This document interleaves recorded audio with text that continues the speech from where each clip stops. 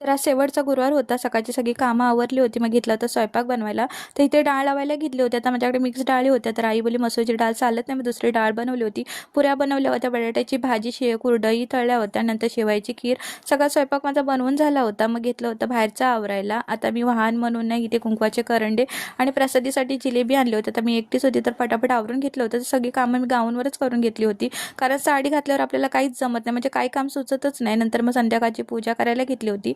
आणि इथे घेतल्या होत्या प्लेटी भरायला, कारण मग सगळ्या सुवासिनींना आजूबाजूच्या बोलवलं होतं.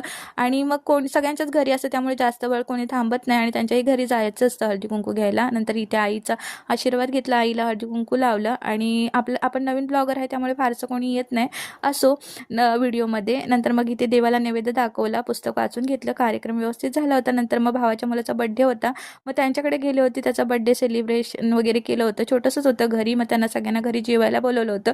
सगळ्यांनी मिळून आम्ही जेवण केलं असा होता